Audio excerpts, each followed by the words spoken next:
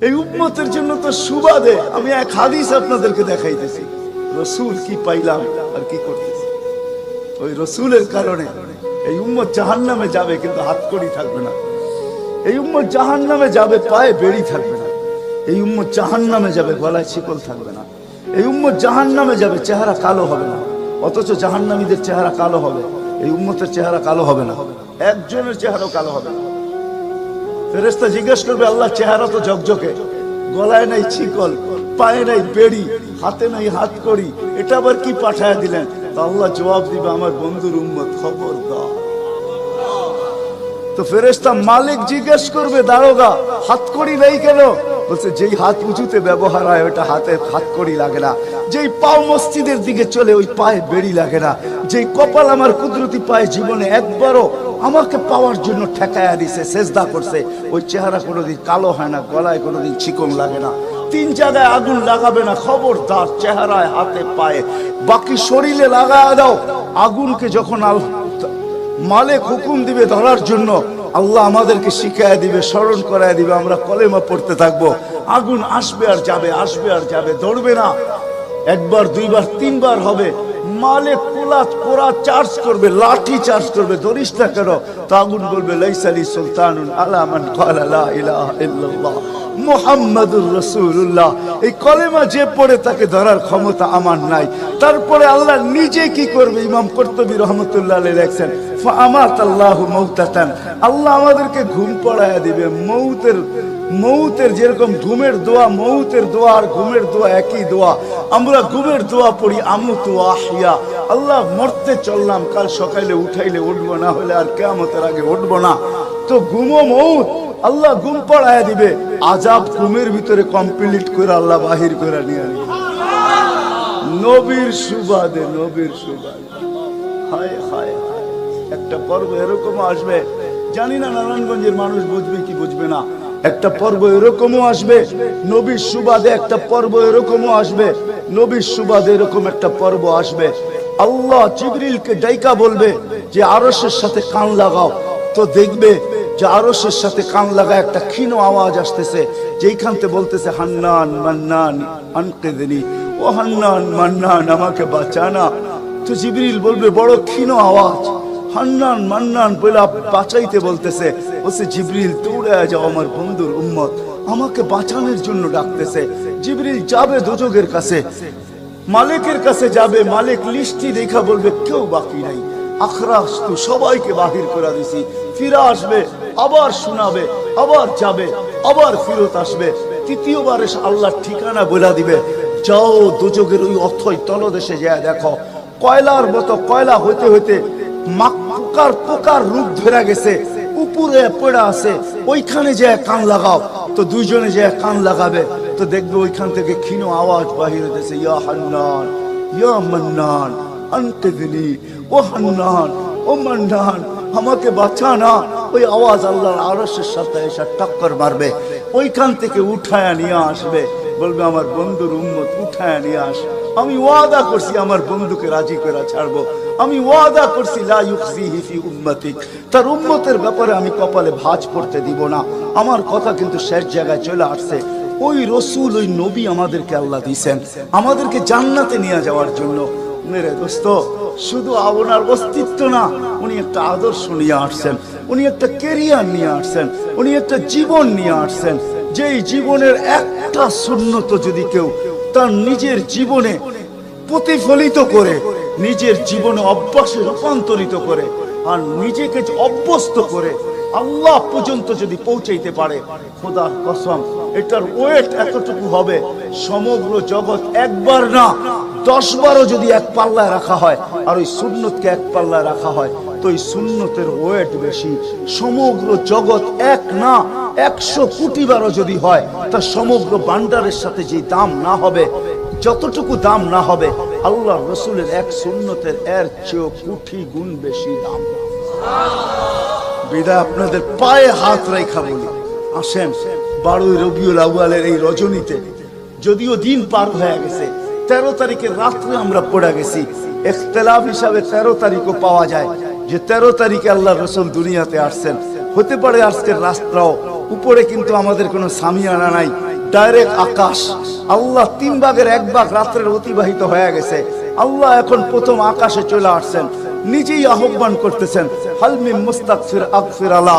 দুনিয়ার মানুষ আসামিকে তালাশ করে ফিরে শাস্তি দেওয়ার জন্য। ও রব্বে কায়নাত নারায়ণগঞ্জের মানুষ প্রথম আকাশে আইসা ডাক দিতে থাকে, কে আসছো আসামি? আমি শাস্তি দিব না, আমি তো মাপের ভান্ডার নিয়ে আসছি, আমি তোকে মাফ করব। তুই মাফ চাইতে দেরি, আমি মাফ করতে দেরি হবে না। গুনার পরিধি যুবকরা কতটুকু তোমাদের গুনার পরিধি কেমন?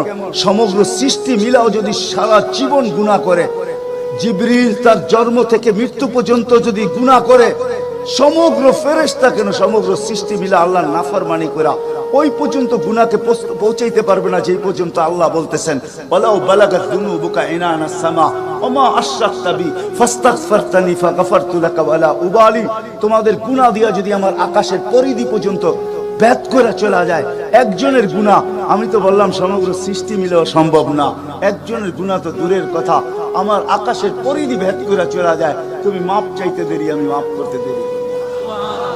এই উম্মত তো মাপ চাইতেও হয় না, নবীর সুবাদে আল্লাহ এই উম্মতকে সুযোগ দিয়েছেন। তরজমা উলামায়ে কেরাম ভালো বুঝবে। আল্লাহ নিজেই বলে, এই উম্মত যখন চিৎকার দিয়া মাথায় হাত দিয়া বসা পড়ে আর চিৎকার যখন দেয়, হায় আমি বুঝি শেষ হয়ে গেলাম, ফালাম্মা তায়াক্কানতা বিল বাওয়ার ওয়া যানানতা আন্নাকা মিন আহলিন নার মানাহতু ইলাইকা রিদওয়ানি ওয়াল্লাইতু ইলাইকা গুফরানি কুলতু লাকা লা তাহজান গফারতু লাকা যুনুবা ওয়াল আওসার ওয়া লিআজলিকা সাম্মাইতু নাফসি আল আজিজুল গফফার। আল্লাহ বলে, এই উম্মত যখন মাথা ধরে চিৎকার দেয়, আমি বুঝি শেষ হয়ে গেলাম। আল্লাহ বলে, আমি আমার জায়গায় থাকতে পারি না, আমি দৌড়ায় ছুটে আসি। আমি আসার আগে আমার মাগফিরাতের চাদর দিয়া একে ঢাইকা নেই, আমার রহমতের চাদর দিয়া, আমার রেজার চাদর দিয়া একে ঢাইকা নেই, মাগফিরাতের ভিতরে ডুবায় নেই। আমি আইসা পিঠে হাত বুলাইতে থাকি আর বলি, চিন্তা করার কোনো কারণ নাই, তোর ডাক আমাকে থাকতে দেয় নাই, আমি চলে আসছি, আমার রহমতের জোশ চলে আসছে, তুই মাপ না চাইলেও মাফ করে দিলাম। মুহাম্মদুর রাসূলুল্লাহ সুবাদে বিদায় নারায়ণগঞ্জের মানুষ, আমি যুবকদেরকেও বলবো, মা বোনদেরকেও বলবো, সবাইকে বলবো, শুধু আমাদেরকে জান্নাতে নিয়ে যাওয়ার জন্য আসেন নাই, একটা সুন্দর জীবন আমাদেরকে দেওয়ার জন্য আসছেন। 60-70 বছর একটা সুখের জীবন দেওয়ার জন্য আসছেন, 60-70 বছর একটা আনন্দের জীবন দেওয়ার জন্য আসছেন, 60-70 বছর একটা এনজয়মূলক জীবন দেওয়ার জন্য আসছেন। আমরা যেটাকে এনজয় বলি, এটাকে এনজয় বলে না। আপনি আমাকে কোনো থিওরি দিয়া বুঝাইতে পারবেন না।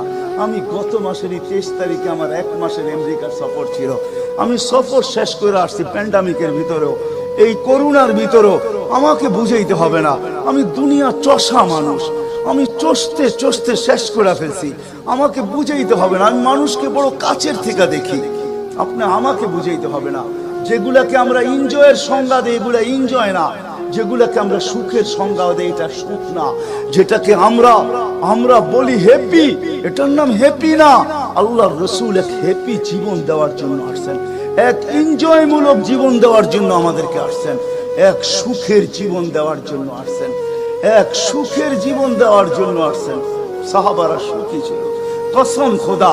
আমরা দৌড়ে দেখছি, কিন্তু আমরা এখন পর্যন্ত কোন ব্যক্তি বুকে হাত দিয়ে বলতে পারবে না যে আমি কোনো সম্পর্ক নিয়ে সুখী। কেউ বলতে পারবে না কোনো সম্পর্ক নিয়ে সুখী, কেউ বলতে পারবে না আমি অর্থ নিয়ে সুখী, কেউ বলতে পারবে না আমি পদ নিয়ে সুখী, কেউ নিজে বলতে পারবে না এনাফ এই শব্দটা কেউ বলতে পারবে না, সুখী বলতে পারবে না। কিন্তু মেরে দোস্ত, আসেন নবীর আদর্শে আদর্শবান হই, নবীকে চিনি, নবীর ক্যারিয়ার পড়ি, নবীর শান পড়ি, নবীর জীবন পড়ি, তারপরে আমল করি। একটা সুন্নত ঘরে আমল করে দেখেন সবাই মিলা, ওই ঘরের ভিতরে আল্লাহ সুখের বন্যা বয় দিবে, বন্যা। সুখের সুখ হবে না, সুখের বন্যা হবে, বন্যা। সাহাবাদের জীবনে সুখের বন্যা ছিল, বন্যা। ঘরে কিচ্ছু ছিল না, আমি মানি। আজকেও অনেক আলেম ওলামা আছে যাদের ঘরে কিচ্ছু নাই, কিন্তু যা দেখবেন সুখ আছে, সুখ, সুখ রাখবেন না, সুখ আছে, সুখ আছে। কয়জন বলতে পারবেন যে আপনাদের পাও টিপা ঘুমের থেকে উঠায় আর পাও টিপতে টিপতে আপনাদেরকে ঘুম পড়ায়? আলেম ওলামা বহুত বলতে পারবে, যে আমাদেরকে পাও টিপতে টিপতে উঠায়, পাও টিপা টিপা আমাদেরকে ঘুম পড়ায়। এর চেয়ে বড় সুখ কি চান? এর চেয়ে বড় সুখ কি চান? ডেলি মাথায় তেল লাগায় দেয়, পায়ে তেল লাগায় দেয়, আঙ্গুল ভুলাইতে ভুলাইতে ঘুম পড়ায় দেয়। ঘুমাও, সারাদিন পরিশ্রম করে আসো। ওই হাদিসের মেস্তাক সেটা ফাতেমা রাদিয়াল্লাহু তাআলা আনহা বলছিলেন, খারাজা জাওজুহা মিন বাইতিহা হাসিনা তাতাশাব্বাকাত। আলী তুই ঘর থেকে বাহির হস, আমার দিলটা চুরমার হয়ে যায়। আব্বা শিখায়া দিয়েছেন, আমার দিলটা ব্যথায় ভাঙ্গা পড়ে। তুই কেন বাহির হলি ঘর থেকে? তাতাশাব্বাকাত, আমি রাস্তা দেখতে থাকি, শুধু দেখতে থাকি না, তুই আসার আগেই আমি দরজায় পিঠ লাগায় দাঁড়ায় থাকি। আলী তুই যখন টোকা দেস তো টোকা দরজায় পড়ে না, আমার পিঠে পড়ে, এক টোকায় খুলা দেই।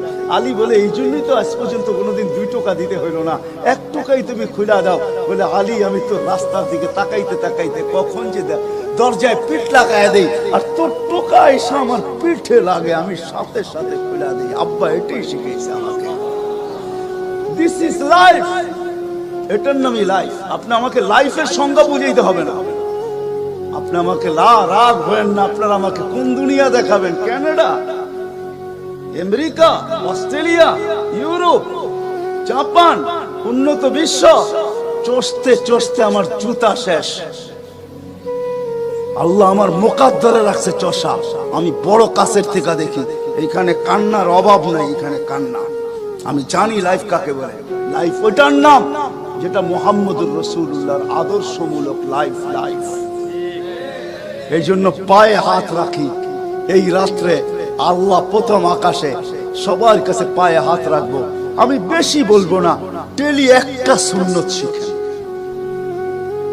ডেলি কয়টা? একটা সুন্নত। চাই সেটা খাওয়ার হোক, চাই সেটা শোয়ার হোক, চাই সেটা চলার হোক, চাই সেটা বলার হোক, চাই সেটা ঘুমানোর হোক, চাই সেটা বাথরুমে যাওয়ার হোক, চাই সেটা মসজিদে ঢুকার হোক, চাই সেটা কারোর সাথে কথা বলার হোক, চাই লেনদেনে হোক, একটা সুন্নত শিখেন।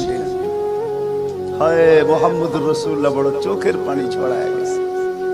আমাদেরকে জান্নাতে নিয়ে যাওয়ার জন্য আসছেন, নাইলে আসছেন না। দুজাহানের বাদশা কেন আসবে? জমিনে কেন পাও রাখবে? যার রহমতের ভিতরে, যার অস্তিত্বের ভিতরে সমগ্র জগতের অস্তিত্ব লুকানো ছিল।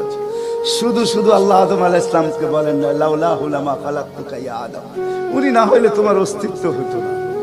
লম্বা কাহিনী আমি শর্টে বলতেছি, তোমার অস্তিত্ব হতো না। যার নামটা নিজের নামের সাথে মিলায় রাখছে, এটাই বলে দিচ্ছেন। যুকিরতা ইদা যুকিরতা, যুকিরতু যুকিরতা ইদা যুকিরতা, যুকিরতু ও যুকিরতা মাই। আমার নাম যখন উচ্চারণ হবে বন্ধু, তোমার নাম উচ্চারণ হবেই। আমি আমার নামের সাথে তোমার নামটা মিলায় রাখছি। যাকে আল্লাহ 1000 বছর সৃষ্টির 1000 বছর আগে যার আল্লাহ পরিচয়ের ডঙ্কা বাজাইতেছেন, ইয়াসিন 1000 বছর আগে পড়ছেন, তখন আল্লাহ বসাইতেছে ইয়াসিন আল কোরআনিল হাকিম। আমি তো বলি ওলামা বুঝবে, ইয়াসিন আল কোরআনিল হাকিম ইন্নাকা লামিনাল মুরসালিন। আমি তো বলি ইন্নাকা ওকে বলা চলে যে সামনে উপস্থিত বসা। আরবি গ্রামার এটাই বুঝায়। আল্লাহ মনে হয় বন্ধুকে সামনে বসাই বলতেছিলেন ইন্নাকা লামিনাল মুরসালিন। আমার মনে হয় পেটে হাত রাইকেই বলতেছিলেন ইন্নাকা লামিনাল মুরসালিন। বন্ধু আপনি নবী হিসাবে প্রেরিত বন্ধু। ওই রাসূল কি রাজি? একটা সুন্নত শিখবেন। হ্যাঁ, কে কে ওয়াদা করতে পারেন? ওয়াদা, কিন্তু ওয়াদা দূর দূর পর্যন্ত। যদি নবীর মোহাব্বত থাকে আপনার ভিতরে, একটা সুন্নত ডেলি শিখবেন। ওটাকে নিজে জীবনে অভ্যস্ত হন। নবীর যুবকদের পায়ে হাত রেখা শিখো, নবীর কেরিয়ার শিখো, নবীর শান শিখো। ফেসবুকে উল্টা পাল্টা জিনিস দেখো না, উল্টা পাল্টা প্রচার করো না, নবীর শান প্রচার করো। নবীর শান শিখো। আমাদের কোন নবী, কোন নবী আল্লাহ দিয়েছেন, তার শান শিখো, তার শান প্রচার করো, তার কেরিয়ার প্রচার করো। নবীর খাওয়া কেমন ছিল? হায় হায়, শুধু শুধু আল্লাহ বলেন না ইন কুনতুম তুহিব্বুনাল্লাহ ফাত্তাবিউনি ইউহিব্বুকুমুল্লাহ। শুধু আল্লাহ ভালোবাসবে না, তোমাকে চুমা দিবে না, তোমাকে বুকে জড়াবে না, তোমাকে আল্লাহ নৈকট্য দিবে না, বন্ধুত্ব দিবে না, ওয়া ইয়াগফির লাকুম যুনুবাকুম। আল্লাহ ওয়াদা করতেছে গুনাহ মাফ করলেও মাফ, না করলে তো নাই, করলে মাফ মাফ মাফ মাফ মাফ। কেন? ওয়াদায় সিগনেচার করে, ডিডে সিগনেচার করে ফেলছি, আমার বন্ধুকে আমি লজ্জিত করব না। হায় হায় হায়, কিয়ামতের দিন যার আমলনামা সামনে ঝুঁকবে না, আল্লাহ রাসূল দাঁড়ায় আল্লাহর দিকে দেখবে আর বলবে আমা কুনতা লা ইউখজিকা ফি উম্মতিক, আপনি কি বলেন না যে আপনি আমাকে উম্মতের ব্যাপারে লজ্জিত করবেন না? পাল্লা তো সামনে ঝুঁকে না, কি করব? তো আল্লাহ বলবে বন্ধু রহমতি, রহমত দিয়ে ঝুঁকায় দিব। তো আল্লাহ রহমত দিয়ে পাল্লা ঝুঁকায় দিবে, আল্লাহর রাসূলকে আল্লাহ হাসায় দিবে। ফায়াবতাসিম, আল্লাহর রাসূল হাসা উঠবে, বাহ ঝুঁকে গেছে। হাউজে কাউসার নিজের হাতে পান করাবে, করবো তো ইনশাআল্লাহ। আল্লাহ আমাদের সবাইকে আমল করার তৌফিক দান করেন। ওমা আলাইনা ইল্লাল বালা।